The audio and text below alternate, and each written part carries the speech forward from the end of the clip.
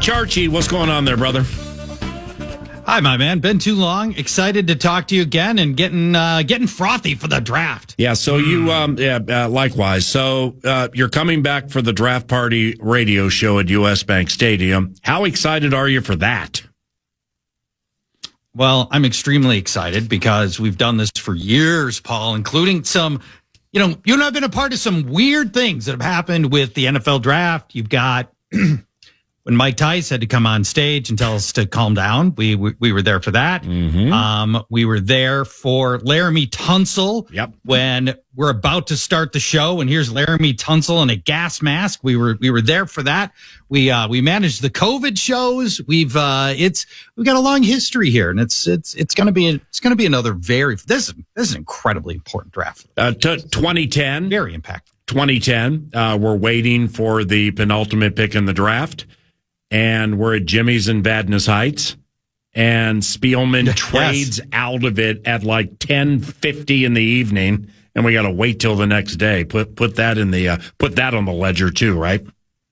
Well, how many times has this happened to us, Paul? Where the Vikings are drafting in sort of this traditional area where they usually are in this like 18, 20, 22 kind of range, and then they trade back in our night, our night ends up, ending at midnight. They trade back to 30, 31, 32. It happens a lot for us.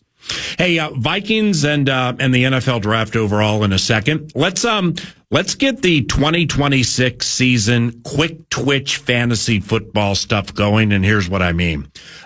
Zach Charbonnet in Seattle. Do you like that as maybe a number one back? Well, if he weren't coming off ACL, yes. As it stands right now, I don't think he's going to be somebody that I would necessarily depend on. But we got a lot of months to figure that part out. But but losing Kenneth Walker puts Charbonnet into a spot where he could be incredibly impactful. What we love about Charbonnet, knows the end zone and he can catch. They just, but the fact that they had that 1-2 punch for so long, you worry that they're going to go back to that and with somebody ultimately. And I think Seattle's going to have taken a running back in the draft when everything's said and done. Kenneth Walker Jr., the Super Bowl MVP now in KC. Yeah. Is that free fantasy money right there? It might be. Here's what we don't know. Kansas City's always been a team. It's frustrating. Since the Mahomes era, as great as that offense has been, the one position that never gets paid under Andy Reid with Patrick Mahomes are the running backs. They don't end up doing a lot of the things that you would think they would near the stripe, where maybe they want to protect Patrick Mahomes. They don't run. That part has always been a little bit tricky. And so, yeah, Paul, I'm really optimistic. I think Kenneth Walker's awesome, and obviously, easy to say now, Super Bowl MVP, and it's a great opportunity. You just worry about whether or not Andy Reid and Patrick Mahomes are ready to make a commitment to running the ball near the stripe. And can we get, normally your best scoring running back for the Chiefs is sitting at like 6 touchdowns. That's not enough. And Kenneth Walker is requisite of he's got 12 touchdown upside in him if he can play the full season, which is also another issue with him. But love the landing spot for Kenneth Walker for sure. And speaking of touchdowns near the stripe, Isaiah Pacheco and the Lions. That sounds like 11 goal line touchdowns to me. What about you? Yeah, I just don't think Pacheco's very good. And they do give Gibbs the ball near the stripe some. It was more Montgomery than Gibbs, but they don't hesitate to use Gibbs there. Mm-hmm. If Pacheco's as bad as he's looked the last couple of years, he won't even make the team. And if there isn't a real contender that emerges with Detroit, Jahmyr Gibbs could be the first player taken in your fantasy draft, and I would have no problem with that. He could be sitting on an absolutely monster season. Now, you remember draft day 3 years ago, Paul, when Jahmyr Gibbs was selected, was it 7 or 8 by Detroit, if I'm remembering correctly? Yeah, they traded way up. They traded way up. And at the time, we were at the tail end of the then pervasive thinking that you can get a running back anytime. You don't have to spend for a running back. And when they traded up to get Jahmyr Gibbs, universally, the consensus was, what are you doing? Why are you trading up for a running back? Nobody trades up for a running back. No, nobody even takes a running back in the first round. Why are you trading up? Well, Jahmyr Gibbs is one of the best players in the NFL at any position, and he's arguably the biggest threat on a team that's loaded with talent. And like I said, he's somebody you can make a very good case for based on what we know right now and what the roster looks like right now for Detroit, that Jahmyr Gibbs should be the first player taken in a fantasy draft. And lastly, just to get the quick twitch going for fantasy football before the draft, after a majority of free agency has been completed, year 2 for Ashton Genty. What do you expect? Well, I was optimistic, and things have to be better in year 2 because they were so shockingly bad this year, but it almost always wasn't on Ashton Genty, Paul. Offensive line was arguably the worst in the NFL. Pete Carroll and his entire staff, most of the staff got let go halfway through the season. Pete Carroll gets fired. Clint Kubiak will come in. What worries me about Kubiak, one of the first things he said is, we're going to find another running back to team up with Genty. I don't believe in having a one power back. I believe in a mixed workload. And so I think we're going to see Las Vegas end up finding another back, and it's going to be a split workload there. But even then, it will be better for Genty this season than it was in last year's disappointing year. Well, now with Genty year 2, how about Kirk Cousins as a Raider year 1, Charch? And the idea with the $20 million that he's going to get in guaranteed cash that is starting games and giving Fernando Mendoza the chance to simmer.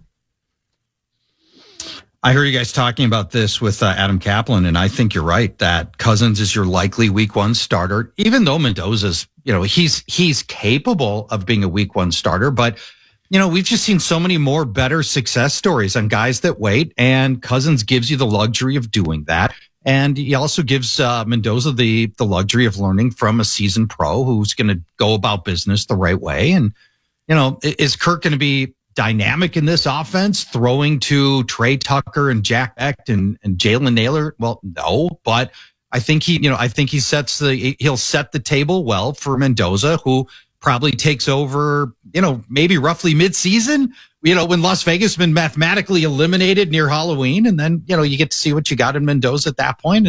Or maybe we're surprised and Kirk plays really well. And they're in contention for a little while. It doesn't seem like it'll happen right away, but I like that they invested in Tyler Linderbaum, the center. Like $70 million to improve the offensive line, which will ultimately help that whole offense. And whether it's Kirk Cousins or Fernando Mendoza, they'll all be better this year because of that key signing. Kind of sticking in the vein of fantasy and running backs in particular, we're not the only team that is taking somebody else's money, as in the Arizona Cardinals, to pay for Kyler. The Dolphins are paying for 2 in Atlanta. What do you think about Bijan in his continued ascension after an awesome 2025? I have a lot of faith in Kevin Stefanski and believe the Falcons will be better overall with Stefanski. I love it when good things happen to good people. We like Kevin Stefanski as a person a lot. I think he was dealt a really, really bad hand with Cleveland in the Deshaun Watson deal, which, not only did they not get a good quarterback, but they lost all those draft picks, all the salary cap. And then the drafting they did have was awful. Looking over the last 4 years, they ranked 31st in effectiveness of draft. And that was it was a tough spot. I just think this whole offense there probably gets a little better under Stefanski. And what they got to figure out in Atlanta is, the offense will go through Bijan. But what they really need to figure out is, what do they really have a quarterback for the future for them? Is Michael Penix going to be that guy who's looked middling to this point? Can you revive Tua's career? There's some pretty big question marks that still remain around that quarterback position in Atlanta. PA and Charch. You touched on it earlier. You wrote us, quote, "Every draft is important. This one is really important," end quote. And talking about the Minnesota Vikings. Please explain. Well, last year's Viking starters were the 4th oldest in the NFL. And there isn't a young talent pipeline coming because the drafts have been so ineffective. Right now, if you look at players that are 25 years of age or less and look like impact players for the Vikings, who do they have? You got Jordan Addison, who's 24. You've got Donovan Jackson, who's 23. You hope Dallas Turner at 23 years old is going to be good. But there just isn't young talent on this roster. And you worry that this team is going to start aging out with a lot of its players, and there just aren't young, obvious, good players coming. And that is a very, very big worry. Of last year, 88% of the Vikings snaps were played by players not drafted by Kwesi. 88%. I mean, you have 4 swings at the draft and you're only starting 12% of those players. That is rough. And the Vikings simply they simply can't afford to whiff on another draft because of the dearth of young talent that's on this team. Am I missing a young impact quality player for this roster that I'm not thinking of other than Addison, Jackson, and Turner? How old's Darrisaw? Christian Darrisaw is 26. Yeah, so Spielman pick. Yeah, that's not middle-ish of career. I see what you're saying, but I understand what you're saying, and it plays into the importance, and it plays into conversations up to the draft of, hey, you really love, you think this guy may be a generational player, so you got to go way up to get him. When in potentially in reality, amassing more picks and obviously hitting on them can aid exactly what you're saying.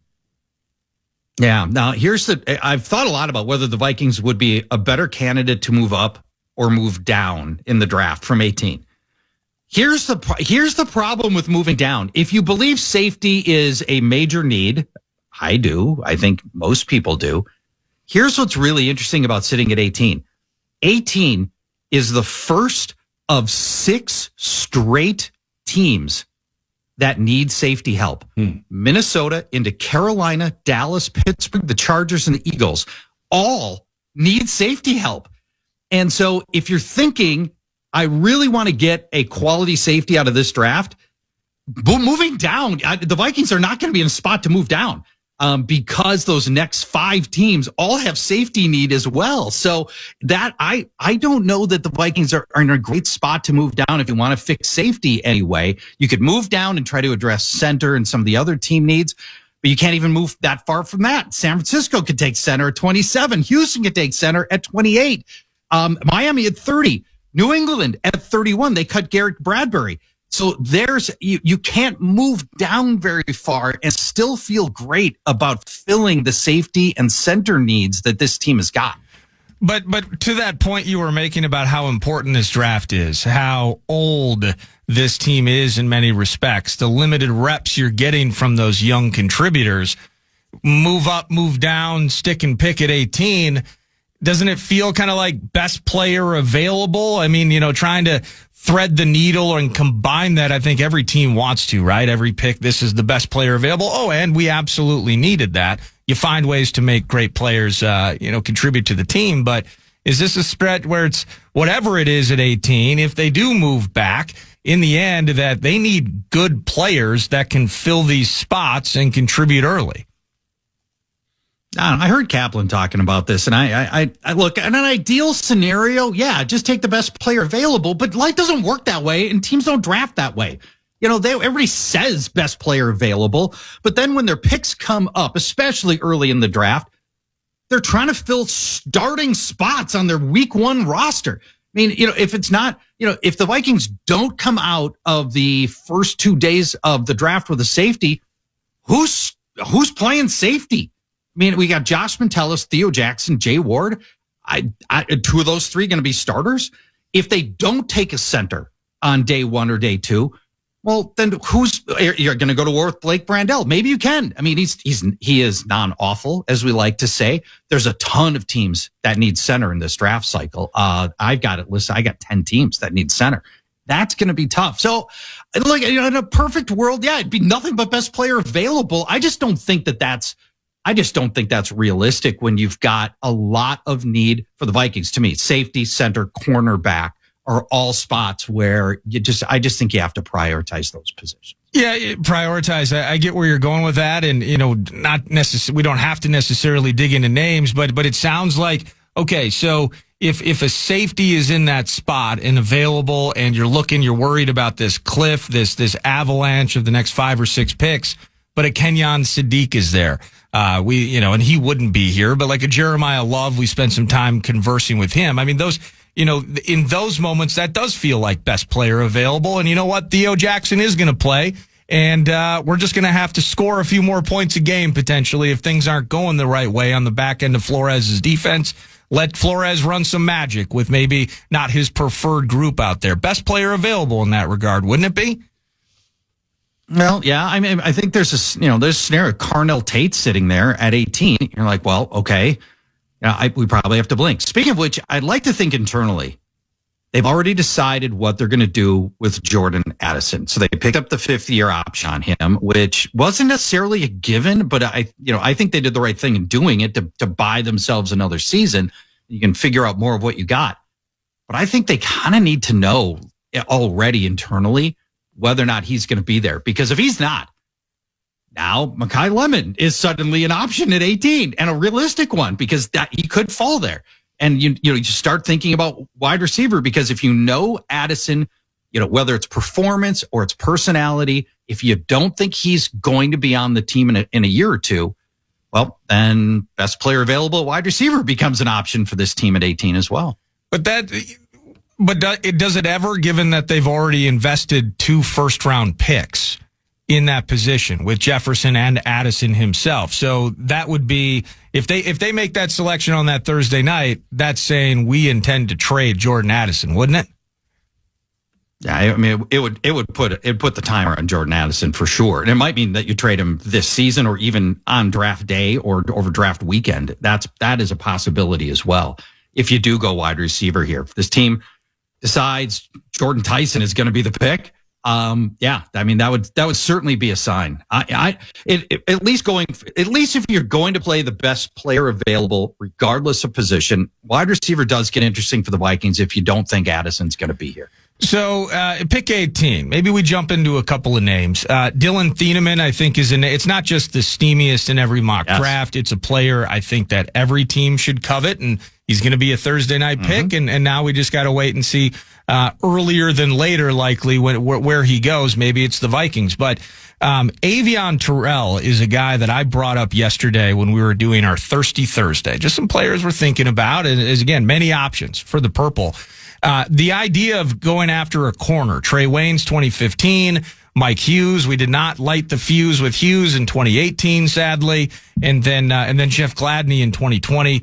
Sadly, that it did not work out either. So. Going back to that knowing about Rodgers and Murphy, what do you like potentially about the idea of getting an Avion Terrell in here? Do you wet your whistle on Thirsty Thursday? I like that. They wouldn't let us. Avion Terrell is the brother of Falcons cornerback AJ Terrell. He's one of these guys that he's got a small build, and that lets him be really fast. He's 4.38 fast, but plays super physical.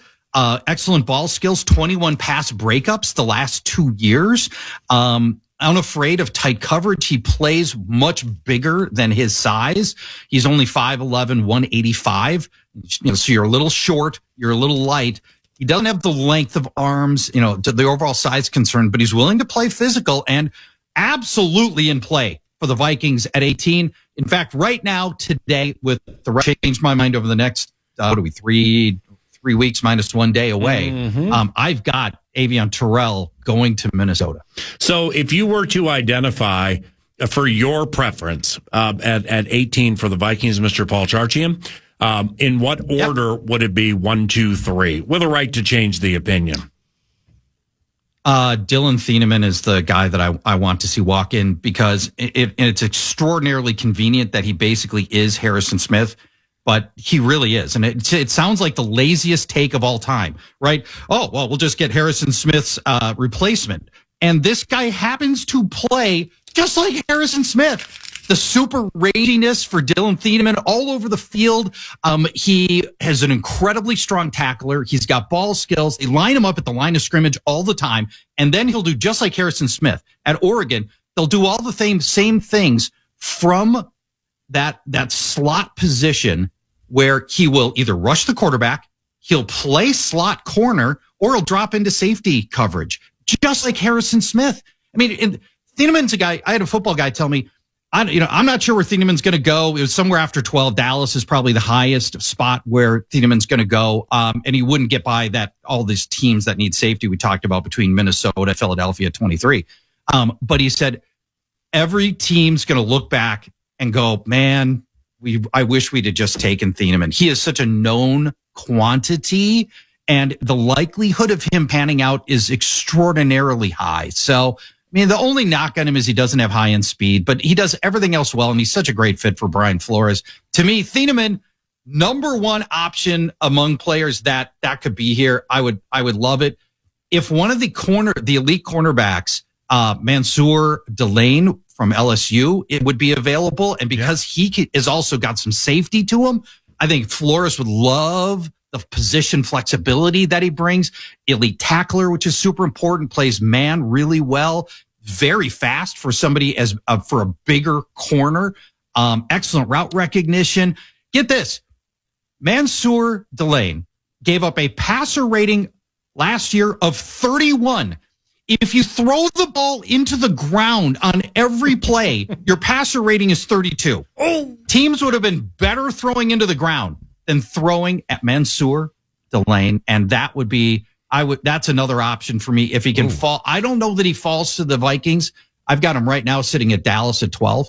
But if he does, that'd be a fantastic option as well. And then we mentioned Avion Terrell, who I also love. Well, as Paul Charchian goes, we have opted to save the worst for last. Yeah, so I was texting you and about not just joining the show, but just kind of picking your brain about what's going on with Teamworks and Pro Football Focus, big transaction taking place, and Teamworks grabbing kind of the IP, the intellectual property and the data tech of PFF, and kind of just.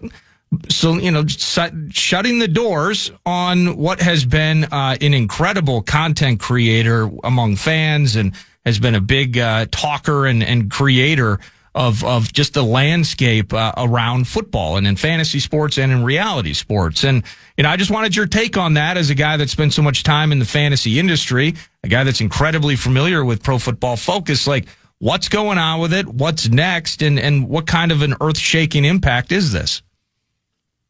This is really sad. This is a case where they've decided to move PFF to a strictly business to business model, which is really teams, right? Selling content to teams and get away from a consumer model. They haven't improved their consumer product really at all in 5 years. And there was a big change about 5 years ago. A lot of the original people ended up leaving, brought in other people. And from a consumer standpoint, and I know not many of the listeners, and in PA, I know you don't love PFF, but for a lot of us that can't physically break down every single player, if I want to have just a basic understanding of whether or not some player is good, bad, trending well, or not, I just want, I want to know, does this player blitz? Where does he line up? Just tell me, how many pass stops does this cornerback have? Where does this cornerback line up? Just some basic stuff that I've really become very dependent on.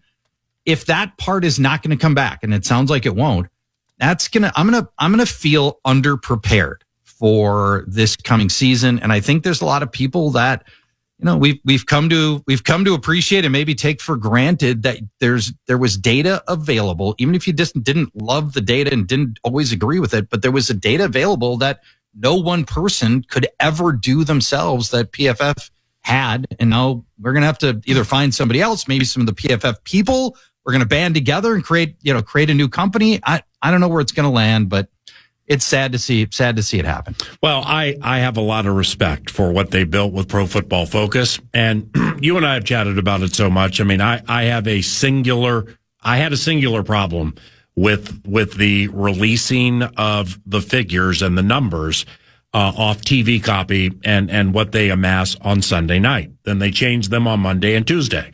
that was about it. But I got a lot of respect for what they created. And, when it comes to like the what's next plan, to add to that, kind of where you stopped. Well, what about like next gen stats or things like that? Does that help with what you do? Next gen stats is okay, but it's got like 10% of what PFF has, at least at the level that I get. At the consumer level, I think next gen stats also has a lot of team to team, business to business stuff that costs thousands and thousands of dollars that Correct. Regular people don't have access to.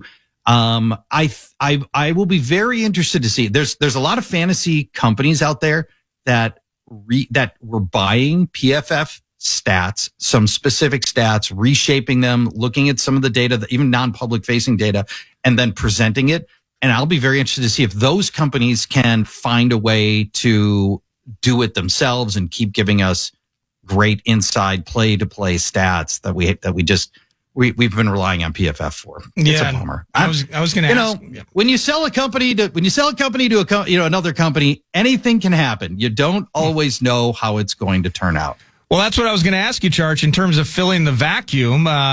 Is the entrepreneurial gene getting itchy at all there, Mr. Charchian? Yeah, there's an open. How about that? Instead of following it, be it. Yeah, league safe is now data safe. I mean, come on, this is easy. Yeah, let's take league safe and make it lead safe. Just take the lead on this, Polly Wally. It's don't tempt me. You could get all the PFF guys. Most of the PFF guys, they make, how much money they make? A quarter per play. Breaking down, you're up at 2 a.m. Sunday night watching film. They're getting paid a quarter per play. Oh, no wonder they have such a voluminous release on Sunday nights. Probably about an extra $17.50 per person. All right. Exactly. If I offered them 26 cents a play, they'd probably be really excited about that. You're fantastic. Happy Easter to you and Roxy, and look forward to our next chat, okay? I miss you guys. Well, hopefully we will talk soon, and I'll see you in person draft night. Yes, sir. Paul Charchian, at Paul Charchian via X. Hey, broached a Jeremiah Love topic right out of the gate. First, I think second segment, 9 to noon with Alec Lewis. And it was like surveying the shot. If the Vikings were to take a shot and trade from 18, all the way up to 3, or up to the, quote, Jeremiah Love spot, end quote. Is that something that interests the draftniks listening on this Good Friday? Free iHeartRadio app if you're interested. Otherwise, we have more to unpack next.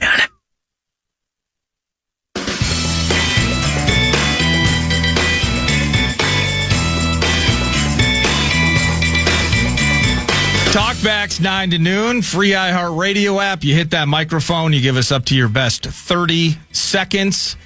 It's that easy. And as PA prefaced before the break, maybe you got an opinion on this Jeremiah Love trade idea. What it would cost to move up from pick 18 and just kind of where everything might start for the Notre Dame running back, maybe pick 4 with Tennessee. So if you want to make sure, you want to assure yourselves the opportunity to have Jeremiah Love on your squad, maybe pick 3 where Arizona is sitting, is in that catbird seat. And what it would cost? Well, I think he was using the Jimmy Johnson, the old trade chart.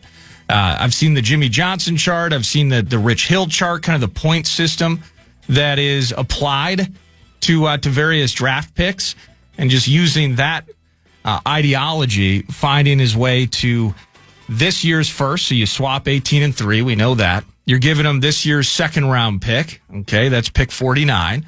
You're giving them next year's first round pick. And then, well, you're trading Jonathan Grenard. And then you're just hoping, okay, Andrew Van Ginkel, let's not get nicked up this year. Oh, by the way, Dallas Turner, take another massive step into year 3. And Flores is going to go to work with that group. But you're going to have Jeremiah Love. So the Talkback Machine and free iHeartRadio app. Let's listen to a few of them. Hey guys, it's Marshall in Minnetonka. I get the idea of the Vikings having a lot of holes to fill and therefore wanting a lot of darts to fire at players in this draft to fill them. However, Jeremiah Love is a generational talent. If you can find a way up to get him, you do it. Like Adrian Peterson, he could change this franchise for years, maybe even a decade to come. Also, Sadiq could be available closer to 18. He could be a generational talent. I'd go for the more sure things like those guys rather than flyers. Thank you, Marshall. Yeah, the idea whether, if you believe he's in Adrian Peterson, as much as we love him, the comparison, of course, with AP is he was here. We know that. And what he did bring this franchise. I saw somebody in the text line, though, LaDainian Tomlinson, maybe a comparison in that regard, just with the catching ability, the all-around talent that Jeremiah Love possesses. Thank you, Marshall. What about, let me see, Talkback Machine? How about this? Good morning and good Friday to you guys. This is Tom in Rosemount. Just wanted to ask about the draft compensation to trade up for Love. I'm not sure that it would take that much. I mean, didn't the Lions trade up from 32 to 12 with Minnesota and really basically only gave up a second-round pick? Why couldn't the Vikings do the same?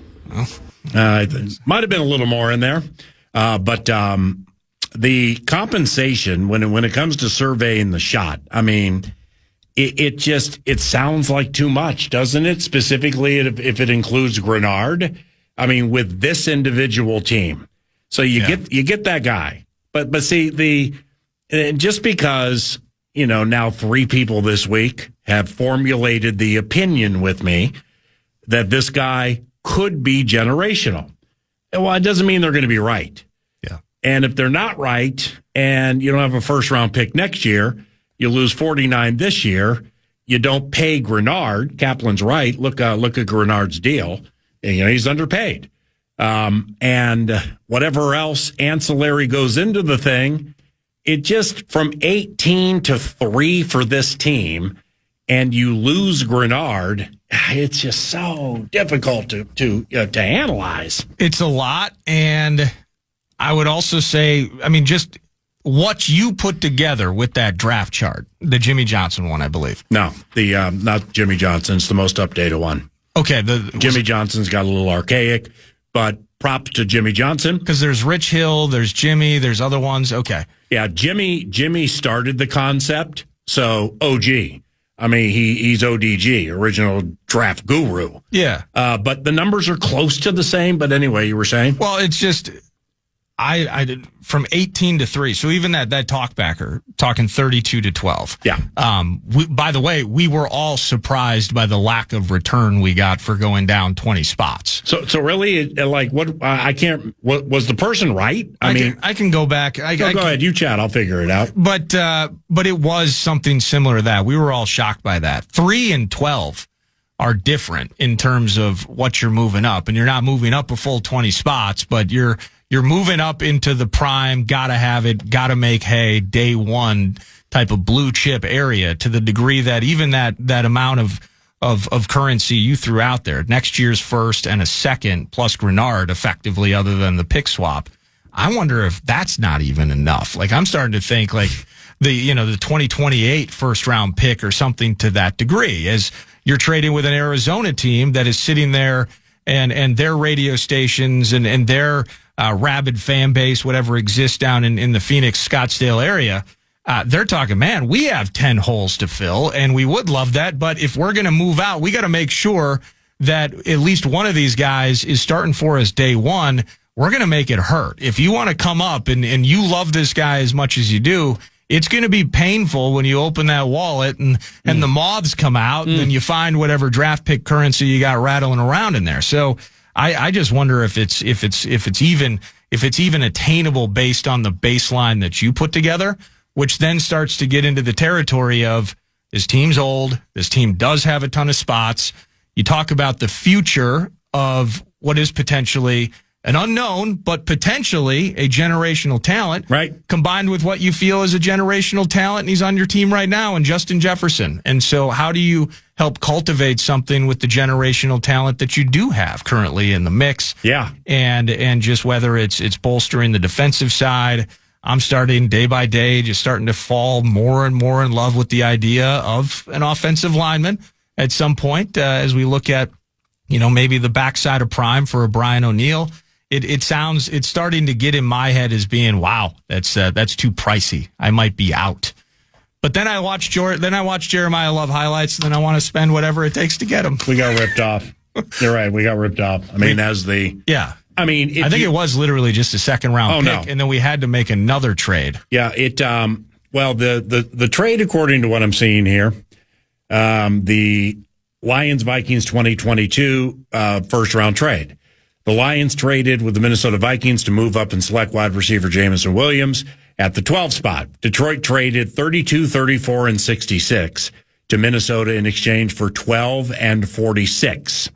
Now, so according to the just what I'm looking at here with the NFL draft trade chart, which is the one that I've heard people reference. Yeah. People outside of the media reference. The picks the Vikings gave up, 1,660 points. So now we're going to take... what's 12th and 46? Well, it's 66 is in there too. Yeah. 590, 580, and 260. 590, 580, and 260. What is that? That's what we got. Okay. Value-wise. 580, 580. 590, 580. So that's 1,070, 1,1330.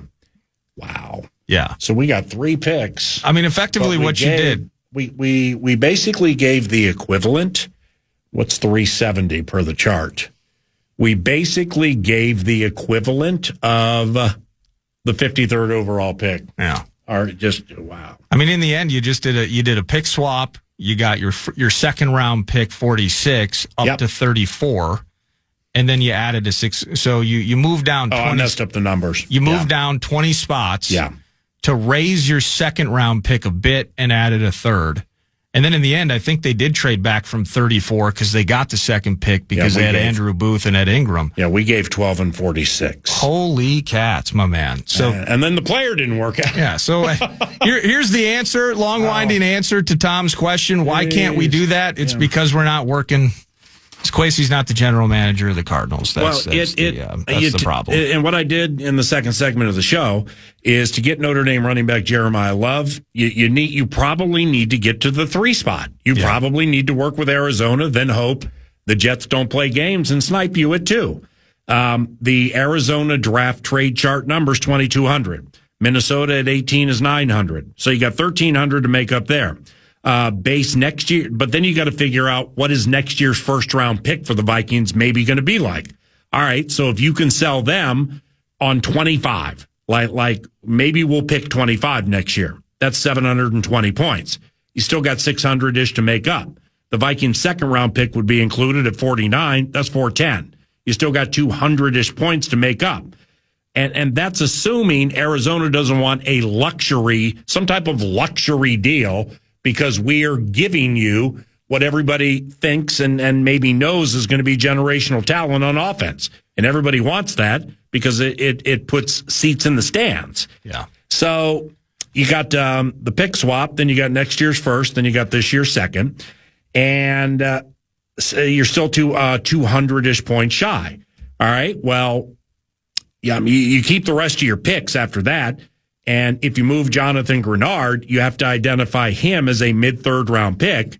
They'd have to pay him, and that's it. I mean, that potentially could be it. Yeah, the way you got no first next year. No, you have no first. What about this? We didn't have to trade up for Adrian Peterson, right? And so when we're talking about a running back, running backs would do wonders with this offense, and I would love that. But do you get worried about, I know generational talent, but just think about the position. Think about, like, Todd Gurley was one of the best backs in the year, suddenly gets, like, arthritic knees, and he's gone in a flash. And you think about how much production he had, but how quickly he disappears from the moment. Right. That's a singular example, but I like the example, because before the knees fell apart and very young in his career, Jared Goff, a legitimate quarterback, he was the slinger. Yeah. They got to the Super Bowl. Now, they didn't win it, but they got to the Super Bowl. With Adrian, 06 was really bad. 07, they didn't get bumped from the playoffs till the penultimate week of the season, Sunday Night Football. Washington wins here. Yeah. And the quarterbacks that year, man, I remember Kelly Holcomb. Brooks Bollinger was in the mix. 2008, they win the division. Quarterbacks, Gus Frerotte, Tavares Jackson. Yeah. Adrian carried them. 2009, the gunslinger, the HOF comes in. Yeah. They draft Percy and they hit on him. Sidney's in his second year. They hit on him. Adrian's in his third year. Hutchinson's in the mix. So now, and defensively, you got some things there too. Yeah. Well, they're a step from the Super Bowl. 2010, the whole thing falls apart. And then but then you get to 2012 and Ponder's the quarterback. Joe Webb eventually in the playoff game.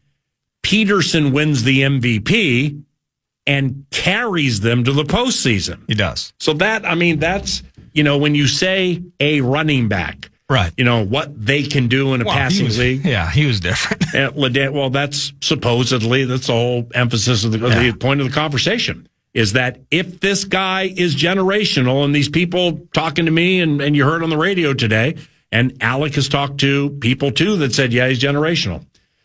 That's why a grandiose move like this has to be considered. Especially if you can't get together with Grenard. So, yeah. I mean, like when the Grenard stuff all popped up, I was like, well, where's this coming from? Yep. Well, this sucks. Yeah. Well, then you hear people say he's underpaid and, the team is balling on a budget, let's say.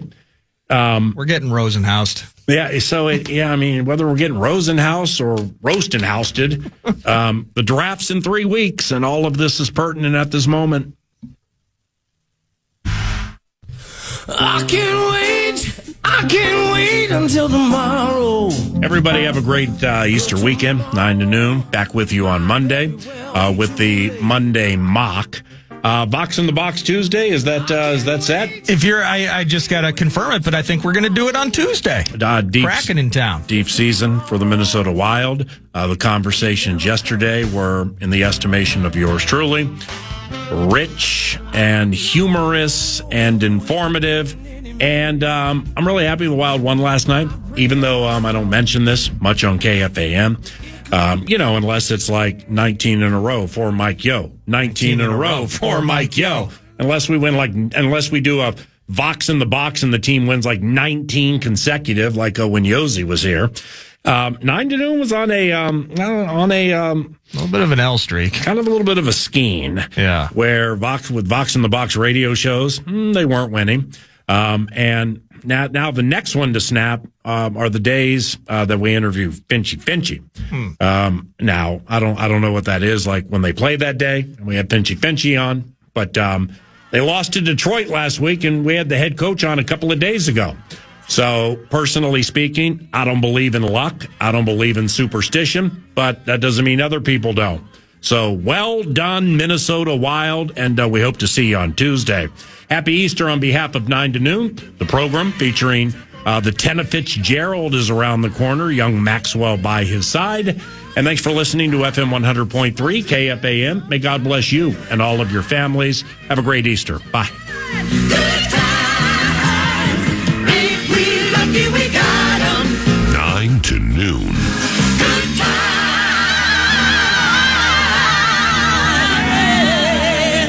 If it's good news or money, leave a message. Podcast today's Paul Allen Show, or listen back to previous show and interviews by going to the iHeartRadio app or KFAN.com.